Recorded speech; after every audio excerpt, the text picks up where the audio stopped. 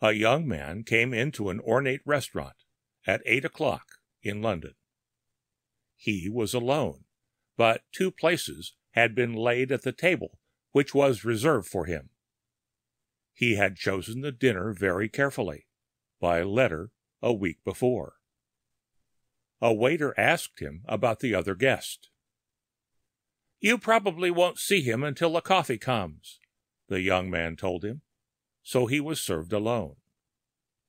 Those at adjacent tables might have noticed the young man continually addressing the empty chair, and carrying on a monologue with it throughout his elaborate dinner. "I think you knew my father," he said to it over the soup. "I sent for you this evening," he continued, "because I want you to do me a turn. In fact, I must insist." There was nothing eccentric about the man except for this habit of addressing an empty chair.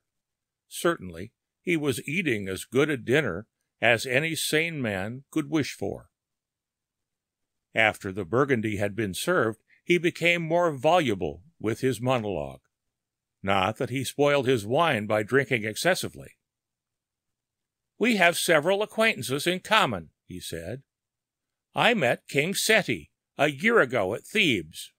I think he has altered very little since you knew him. I thought his forehead a little low for a king's. Cheops has left the house that he built for your reception. He must have prepared for you for years and years. I suppose you have seldom been entertained like that. I ordered this dinner over a week ago. I thought then that a lady might come with me, but as she wouldn't, I've asked you. She may not, after all, have been as lovely as Helen of Troy. Was Helen very lovely? Not when you knew her, perhaps. You were lucky with Cleopatra. You must have known her when she was at her prime.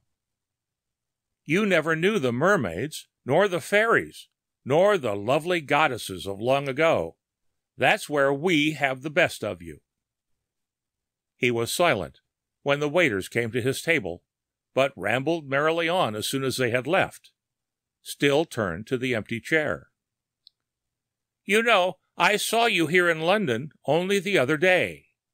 You were on a motor bus going down the Ludgate Hill. It was going much too fast. London is a good place, but I shall be glad enough to leave it. It was in London that I met the lady that I was speaking about.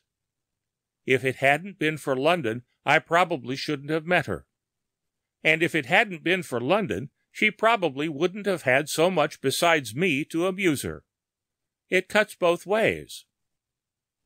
He paused once to order coffee, gazing earnestly at the waiter, and putting a sovereign in his hand.